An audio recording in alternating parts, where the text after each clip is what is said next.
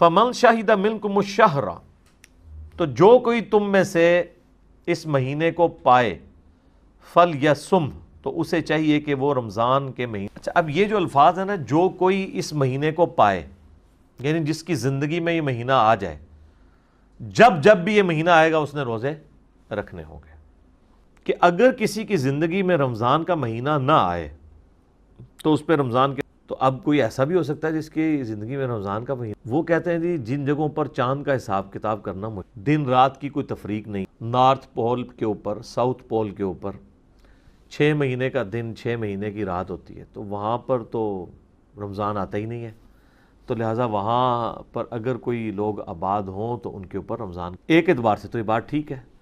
یہ یعنی باقاعدہ فقہ حنفی والوں نے بحثیں کی ہیں. فقہ حنفی سے مراد آج کل کے جو جدید علماء ہیں. پرانے لوگوں کو تو یہ پتہ ہی نہیں تھا کہ یہ قطبین بھی کوئی چیز ہے، تو یہ تو ساری کہانی ہے نا کہ ان کو پتہ ہوتا. لہٰذا امام حنیفہ کی تو فقہ میں آپ کو کہیں نہیں ملے گا، یعنی آج کے جو فقہاء ہیں فقہ حنفی کے، جبکہ یہ ان کا اجتہاد درست نہیں ہے میری نظر میں. اس کی اگر یہی بات مان لی جائے گی تو پھر تو 5 نمازیں بھی ختم ہو جائیں گی. 6 مہینے کا دن اور 6 مہینے کی رات کا مطلب ہے کہ 6 مہینے میں صرف 3 نمازیں پڑھی جائیں جو آ جائیں آپ کی، اور رات کی جو 1 نماز آ جائے وہ آپ. اس اعتبار سے اگر اجتہاد کیا جائے تو صحیح مسلم کی جو حدیث ہے نا، نبی علیہ السلام نے فرمایا جب دجال دنیا میں آئے گا تو پہلا دن اور دوسرا دن جو ہے وہ 1 مہینے کا، تیسرا دن جو ہے وہ 1 ہفتے کا ہوگا، اور پھر باقی سارے دن.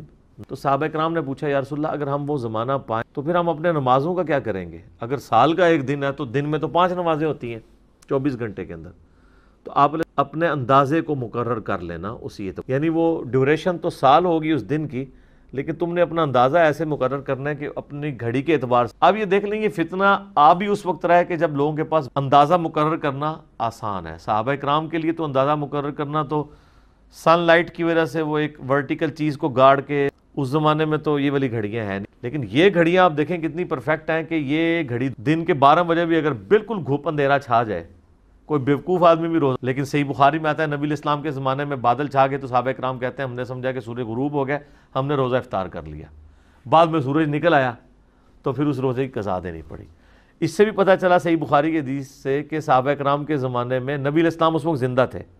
نبی علیہ السلام ورنہ اس طرح روزہ کھول لے، یہ تو کہتے ہیں نا وہ جی صحابی کہ قدموں کی خاک جو ہے نا وہ کسی گھوڑے کے نتنے میں بیٹھے نا تو ایک ولی اس کو نہیں پہنچ سکتا. تو تھوڑے ولی تھے تو وہ روزے کی قضا بھی دینی پڑی صحابہ کرام کو. اب مجھے بتائیں اگر اس زمانے میں یہ والی گھڑی ہوتی تو جناب بادل تو دور کی بات ہے، سورج فزیکلی بھی غروب ہو جائے نا، اگر گھڑی کو لوگوں نے یقین کرنا کہ یہ ہو کیسے گیا جی ابھی تو ٹائم ہی. تو یہ جناب اس گھڑی کی برکت ہے. تو آج آپ دیکھ کہ جو نارتھ پول اور ساؤتھ پول کے قریب جہاں پہ دنوں کی لینتھ کافی زیادہ ہے، کئی مہینوں کے اوپر ایک دن ہے، کیونکہ وہاں پہ سورج افق کے ساتھ ساتھ چلتا ہے. ہمارا تو یوں چلتا ہے کیونکہ وہ ٹپ کے اوپر ہے، تو ان کے سورج یہاں سے ایسے چلتا ہے، یوں ایسے چلتا رہتا ہے پھر ہلکا سا یوں جا کے پھر وہ نکل آتا ہے.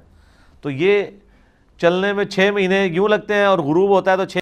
تو وہاں پہ لوگ نارمل زندگی گزار رہے ہیں جناب. انہوں نے گھڑیاں، لوڈ شیڈنگ وہاں پہ ہوتی نہیں ہے، اپنے دن رات اسی اعتبار سے. ایون آج بھی اگر جو ہے وہ سورج کی روشنی مان، باقی جو سائنٹیفک ایشوز آئیں گے وہ تو اپنی جگہ، یعنی پودوں کی خوراک کا مسئلہ، وہ ساری چیزیں، لیکن ایٹ لیسٹ یہ کہ کوئی شخص نماز کی ٹائمنگ کا اعتبار، تو اسی اعتبار سے وہاں پہ پھر چونکہ مہینوں کو بھی 12 مہینوں میں ڈیوائڈ کرنا ہوگا تو پھر اس اعتبار سے آپ رمضان. لیکن اس سے کوئی یہ پلی نہیں لے سکتا جس طرح ہمارے یورپین ملکوں میں 22-23 گھنٹے کا آلموسٹ روزہ بعض جگہ پہ بن جاتا ہے. تو لوگ کہتے ہیں جی ہم بس سعودیہ کے حساب سے 16-17 گھنٹے کا روزہ رکھ لیں گے، تو یہ تو بہت لمبا، حالانکہ وہاں پہ گرمی تو نہیں ہے، ٹھنڈ بال پھر بھی بھوک برداشت کرنا تو ایشو ہوتا ہے. تو وہ اس طرح کا قیاس اس جگہ کے لیے نہیں کر سکتے. بہرحال وہاں 24 گھنٹے، تو وہاں پہ ایک گھڑی والا معاملہ اپلائی نہیں ہوگا.